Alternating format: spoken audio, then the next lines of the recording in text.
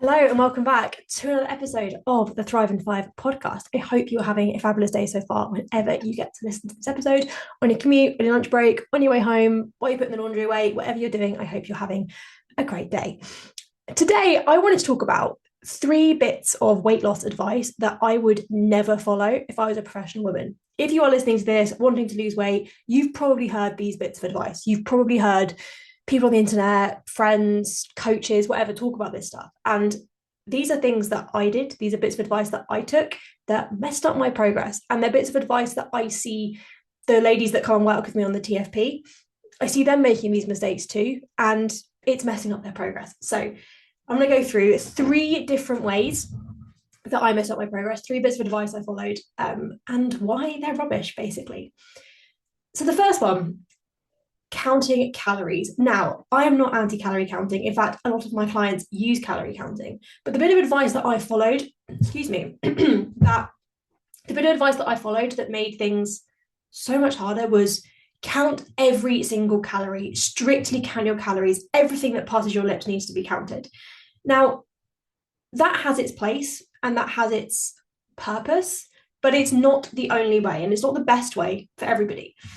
For me, when I was strictly counting calories, what it did was create a really uncomfortable relationship with food where I felt like if I didn't count the calories, I was getting away with something. I felt like if it wasn't in MyFitnessPal, then I hadn't eaten it. So I started secretly eating stuff and like slipping it into my diet and then getting annoyed, going, well, like I've tracked my 1,200 calories, whatever MyFitnessPal had come up with. Actually, this was making things a lot harder for me. And it's why at the TFP, a lot of my clients do count calories. A lot of the team do use calorie counting, but it is not the only way. We use what we call the food flexibility framework, which may involve calorie counting, but in a flexible way, not a rigid way. So rather than giving a client a calorie goal of, say, 1,600 calories, we would give them a calorie window. We'd give them a number within which they can come within their calories with a bit of wiggle room either side. The reason for this is calorie counting is not an exact science. Like everything in MyFitnessPal, whatever calorie counting app you use is wrong. It's like Wikipedia for food. Any idiot can put stuff in there, and they do.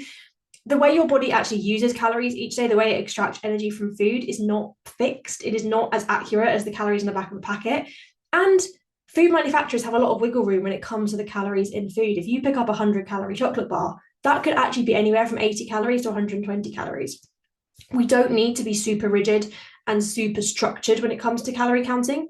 It is a tool, it is a way of managing our intake. And within the TFP, we use it more like a food diary. So it's not a way of apportioning blame, apportioning guilt. You know, if it's not tracked, then like it doesn't count. Any of that. It's a way of documenting your food intake, of understanding your food intake, of sharing your food intake with a coach, which is a really beneficial thing to do.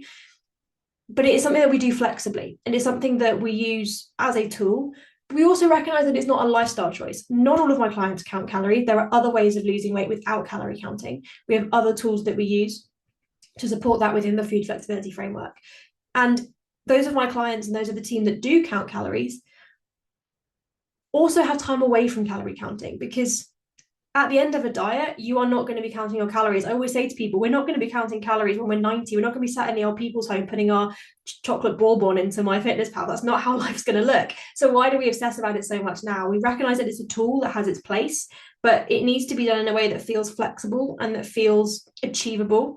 And it needs to be done in a way that recognizes that this is not something that we will do forever. It serves its purpose, and then we step away from it. So practicing having time away from calorie counting is really important. So the advice that I was given of, track every single calorie no matter what, that has its place and that has its purpose. And there are times within a fat loss journey where you might want to do that, but it's important to recognize that there is a difference between tracking every single calorie and being so rigid and fixed with the way that you approach calorie tracking that you actually make the process a lot harder for yourself.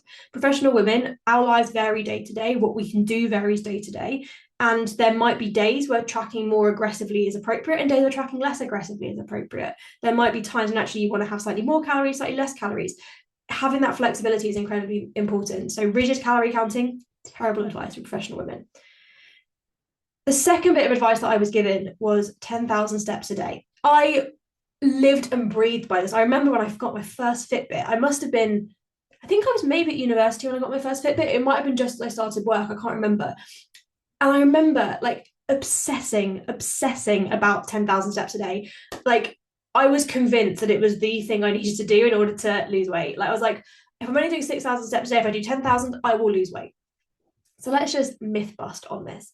10,000 steps a day was a number that was came up with by a Japanese pedometer brand in the 60s during the Tokyo Olympics as a marketing myth. The name of their pedometer was basically like it translated to like 10,000 steps. So they used that as like hit your 10,000 steps a day.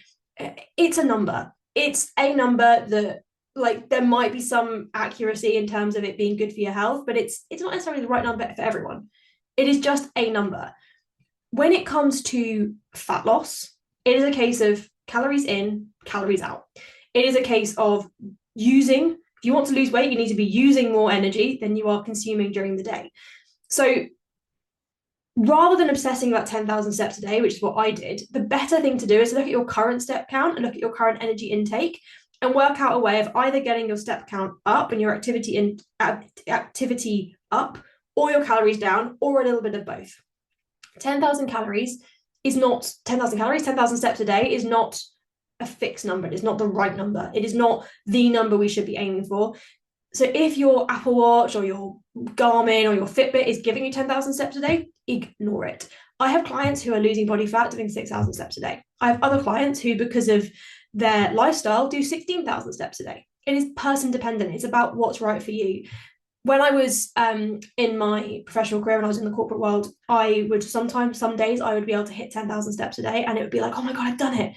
And other days I'd be doing 4,000, I'd feel like a failure. And it made me feel so rubbish. And it created this cycle of me being in a very weird place with activity. And I would find ways to up my activity. But I get to the end of the day saying I haven't done my 10,000 steps. And I'd be walking around, we had an island in our kitchen. And I remember walking around the kitchen island for like 45 minutes to try and hit my step count because it was raining outside. And I just thought, this is ludicrous. Like, this cannot be the way. You don't need to do that. It's about working out the right number of steps for you to achieve your goal that aligns with like what you need to do to balance your calories in, calories out, but also that aligns with your lifestyle. If you have a lifestyle that is naturally quite sedentary and you're currently doing 4,000 steps a day, trying to jump up to 10,000 is probably going to be impossible. You might not have the capacity within your day right now to do that.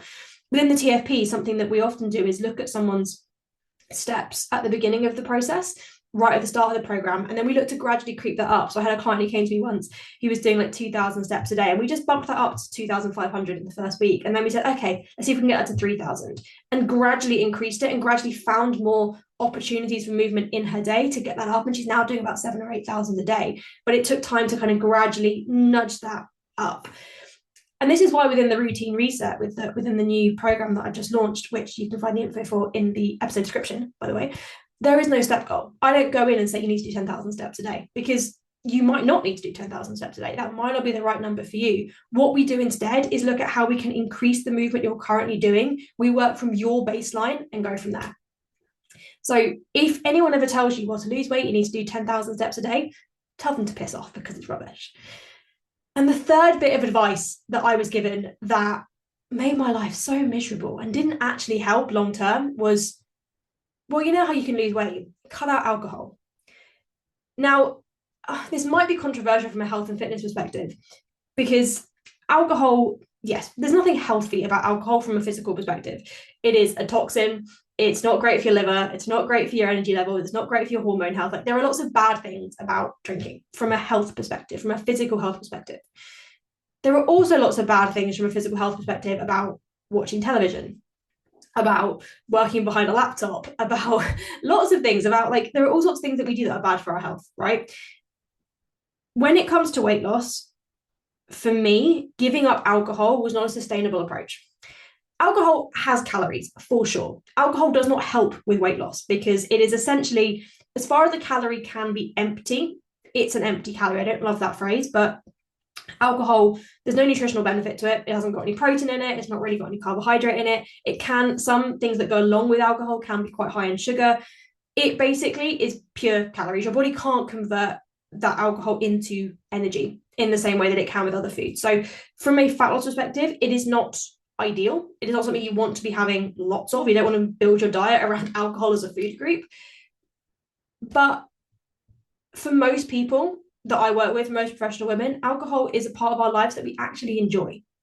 It is a part of our lives that brings us peace and happiness, and is part of how we socialize and part of how we interact with people. And I'm not saying you have to drink. I'm not saying you should drink. I once got someone on social media saying that it was irresponsible that I was talking about alcohol because it was clearly unhealthy and bad for you. And like, yeah, fine. Like, alcohol is not healthy from a physical health perspective, but for me, from a social health perspective, it is something that makes my life harder. I love drinking, which is probably something I should admit to, maybe, but I love drinking in that I love a lot of stuff that goes around alcohol. I love a nice glass of wine. I actually have a qualification in wine tasting.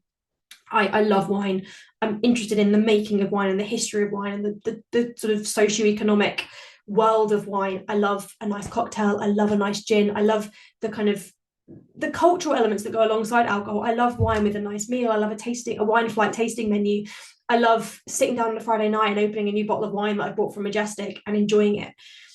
So for me, when it came to losing weight when I was in the corporate world, giving up alcohol meant I was doing something that I wouldn't do when the diet is done.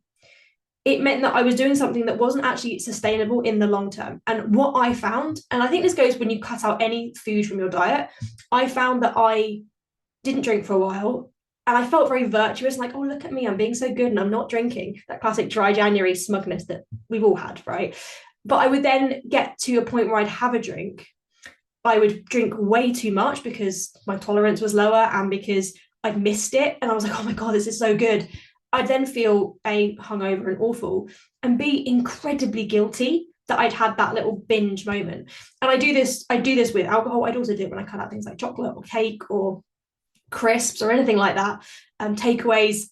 Whenever you cut out a food group completely, if that food group or if that thing is something that you want to have in your life that you actually enjoy and that you like want to have around, and you have a relationship with that thing that is healthy. So, if you have, alcohol addiction, obviously cut out alcohol. That's something you should be doing. But for me, when it came to my weight loss, giving up alcohol wasn't the right choice for me to lose weight. Yes, it would help me lose weight in the short term, but what it meant was that whenever I would then drink, I'd feel terribly guilty and like horrible about it. But it also meant that I actually wasn't doing something that meant that I could sustain my progress long term, because all that would happen was I'd come out of the diet phase, start drinking again, and all of the old habits that went along with drinking, getting takeaways afterwards, eating too much whilst I was drinking, making poor choices, picking types of alcohol that maybe weren't as aligned with my goals, having like an 800-calorie pina colada rather than a gin and tonic, making those sorts of choices. I hadn't learned how to do that because I was treating the diet as a thing in its own right rather than as a lifestyle change and a habit change.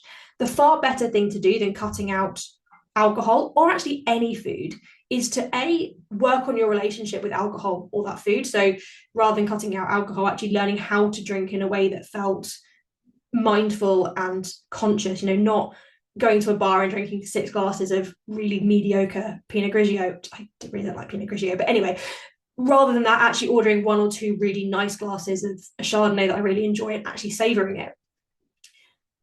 Same with chocolate, rather than eating all the really crappy, cheap chocolate, actually buying something nice and really enjoying it, working on your relationship with that thing. And also learning how to consume that thing, for me, alcohol, in line with my goals, learning how to fit alcohol into my calories, into my day in a way that was sustainable. So those 3 pieces of advice, do 10,000 steps a day, count your calories strictly, cutting out alcohol, all of those things, the reason that they were bad bits of advice in reality was that they were asking me to do things that I wouldn't otherwise do, that I wouldn't do outside of a diet context. It's a piece of advice that's often given to people is like, to do your diet, you need to do this thing. Your diet looks like this.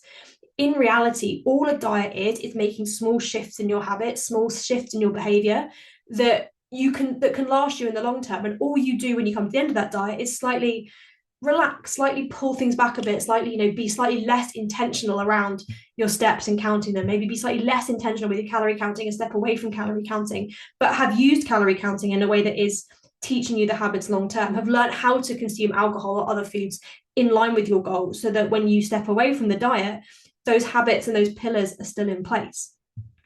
A diet for a professional woman, for anybody, but I think particularly for professional women, shouldn't be a thing you step into and you kind of change your whole life around.